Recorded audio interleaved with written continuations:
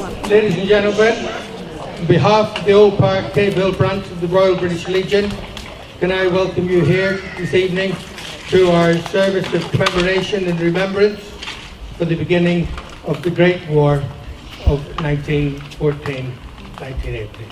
To begin with, we would start with two of the World War songs that were sung by so many of our soldiers en route to Belgium and France.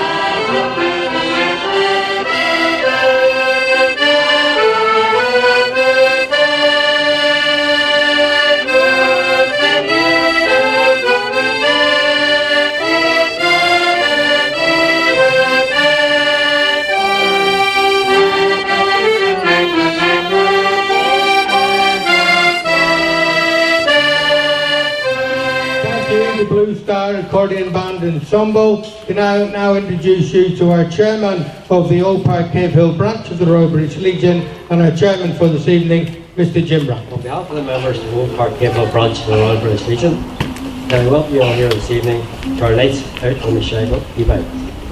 This evening's proceedings will follow a format as detailed in your order of service. I hope that you all have a copy, and if not, please share with your neighbour. We would aim to finish by 11:15 at the latest. From early this morning, events have been taking place across the United Kingdom, mainland Europe and beyond. The Glasgow Cathedral, representatives of the Commonwealth of Nations, took part in a service of commemoration and remembrance.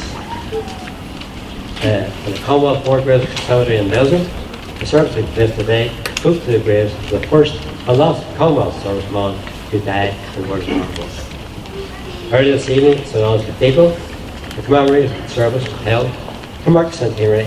And as I speak, a candlelit procession is taking place to the south of Belfast City Hall. All today's event will signal a series of commemorations during the next 4 years that will mark significant battles and periods during what was described as the war to end all wars. The Royal British Legion, as the custodians of our nation's remembrance, will be at the forefront of these commemorations, and as chairman of the Old Park Cave Hill branch, I pledge myself and my colleagues to do our utmost to participate in and support the events here in the Shankill. I now introduce you Mr. Billy Money for a psalm reading and a recital. Thank you, Chairman. It is my privilege now to read to you some selected verses from Psalm 46, a psalm reputed to have been said and sang by the soldiers of the 36th Ulster Division just prior to the 1st of July 1916 going over the top. Psalm 46. God is our refuge and strength, a very present help in trouble. Therefore will we not fear, though the earth be removed, and though the mountains be carried into the midst of the seas. Through the waters therefore roar and be troubled, through the mountains shake with the swelling thereof. There is a river, the streams whereof shall make glad the city of God, the holy place of the tabernacles of the Most High. God is in the midst of her, she shall not be moved. God shall help her, and that right early. The heathen raged, the kingdoms were moved. He uttered his voice, the earth melted. The Lord of hosts is with us. The God of Jacob is our refuge. Come, behold the works of the Lord, what desolations he hath made in the earth. He maketh wars to cease unto the end of the earth. He breaketh the bow, and cutteth the spear in sunder. He burneth the chariots in the fire. Be still, and know that I am God. I will be exalted amongst the heathen. I will be exalted in the earth. The Lord of hosts is with us. The God of Jacob is our refuge. And as I'm sure we will all agree, ladies and gentlemen, that song would bring comfort to those who were about to die for King. Now I'll hand you back over to Jim Wright, our chairman, who will speak to you the words of Sir Edward Grey. And then he will also explain to you that whilst that is going on, we would be asking everyone to extinguish their candles on the hour of 11 p.m, the night that war was declared on Germany and Austria and all the enemies of our country. Jim Wright.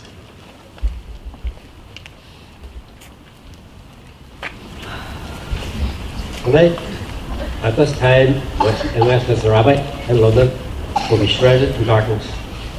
Its only source of light will be the flickering flame of a single candle, the grave they'll no more. This poignant, haunting tribute from Martin Holler's anniversary of our nation's entry into the First World War. And in the words of Sir Edward Grey, the British Foreign Secretary at the time, said, "The lamps are going out all over Europe. We shall not see them lit again in our lifetime."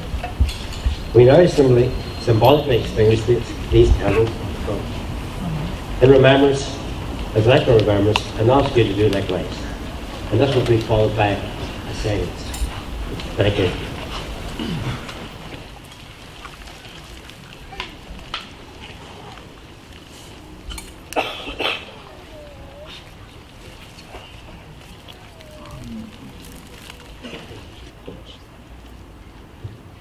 Their name liveth forevermore.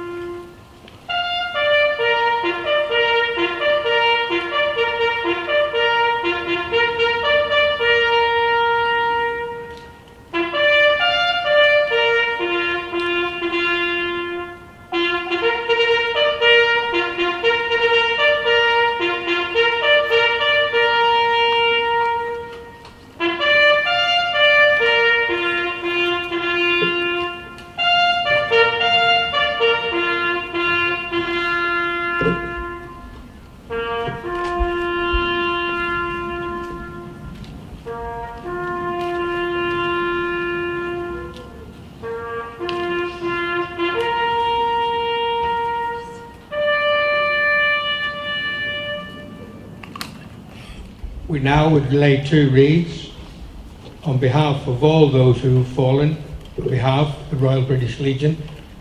Jim Wright, the chairman of Old Park Cavell branch, will lay it on behalf of the branch, and Jackie Hewitt, MBE, the vice chairman of Old Park Cavell branch, the Royal British Legion, on behalf of the people of the Shankill Road.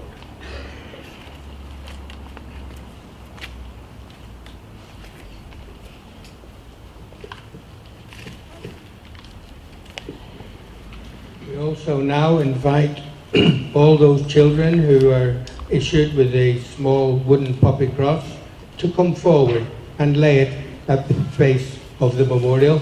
And indeed, any adult who wishes to do the same, please do so now.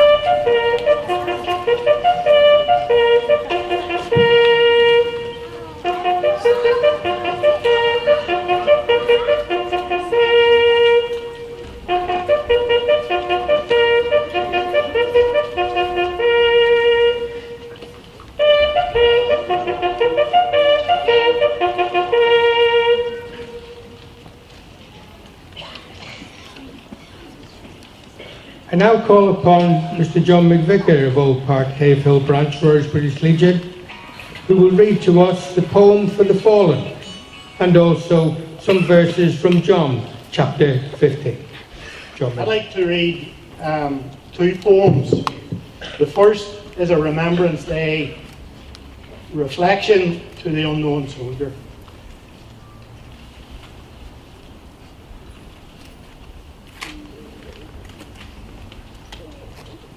How did you feel that morning when the call-up papers came through? Did your blood run cold, or excitement take hold at the thought that your country needs you? How did you feel that morning when the time came to set off from home? Did you conquer your fears, or break down in tears? With the loved ones you'd soon leave alone. How did you feel that morning when you first set foot in the trench? Did you brush it aside, or wish you could hide from the horror, the carnage, the stench? How did you feel that morning when your friend was blown up by a shell? Did you rush to his aid, or just stand there afraid that you'd somehow be whisked off the hill? How did you feel that morning when they sent you over the top? Did you shout with relief, or in sheer disbelief vainly pray that this nightmare would stop? How did you feel that morning when the bullets started to fly? Did you even think then you might cheat death again? Or did you know you were going to die? How did you feel that morning as the lifeblood slipped slowly away? Did you try to make sense of these crazy events? Or with one final breath, try to pray? I want to share with you the words of Gospel according to John, chapter 15. Abide in me and I in you, as the branch cannot bear fruit of itself, except it abide in the vine, no more can ye except ye abide in me. If ye abide in me, and my words abide in you, ye shall ask what ye will, and it shall be done unto you. If you keep my commandments, ye shall abide in my love, even as I have kept my Father's commandments and abide in his love. This is my commandment, that you love one another, as I have loved you. Greater love hath no man than this, that a man lay down his life for his friends. You are my friends, if you do whatsoever I command you. Henceforth I call you not servants, for the servant knoweth not what his Lord doeth. But I have called you friends, for all things that I have heard of my Father I have made known unto you.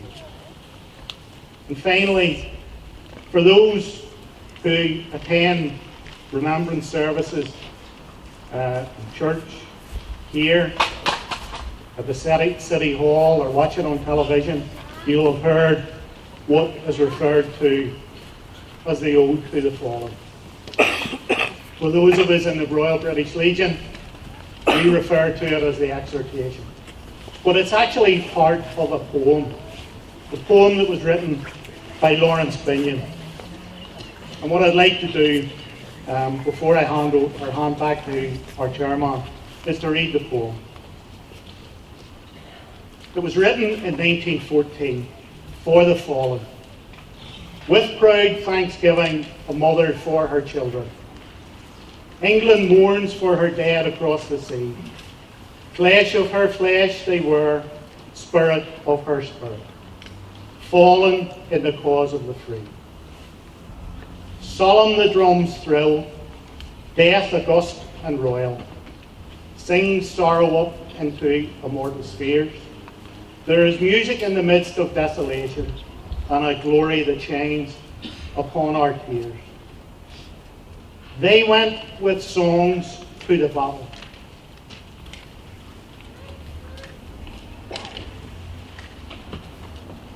They were young, straight of limb, true of eye, steady and aglow.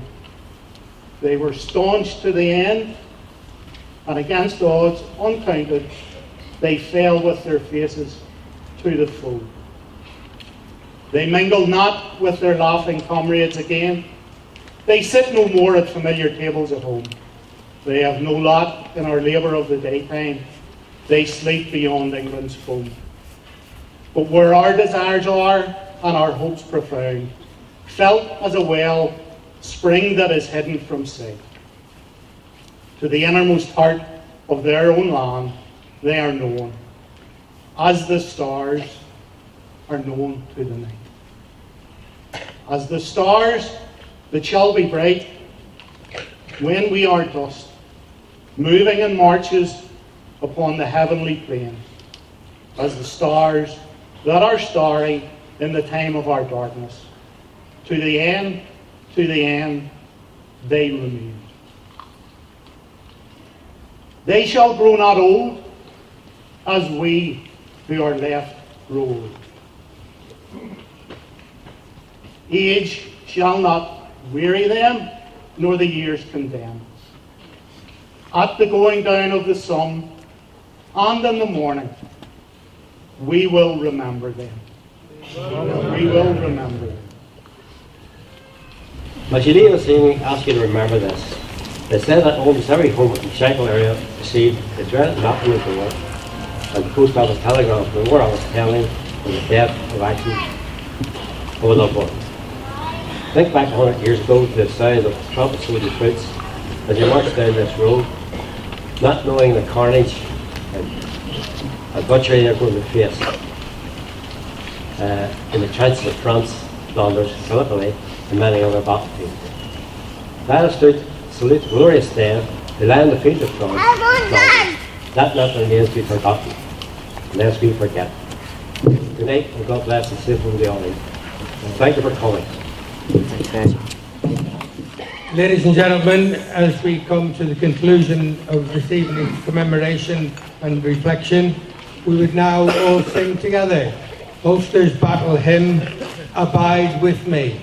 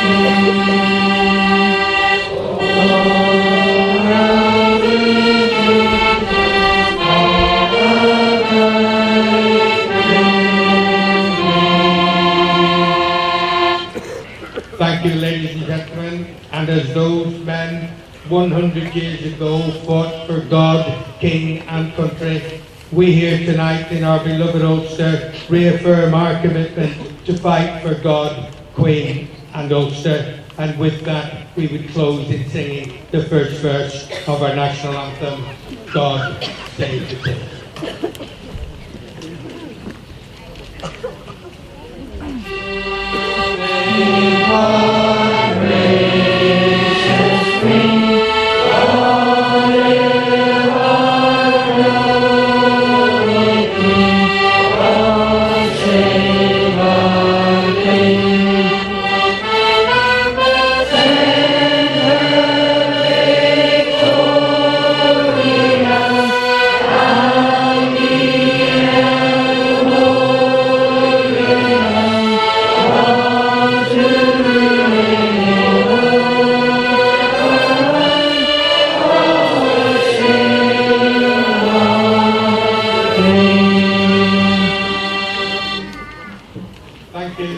and good night.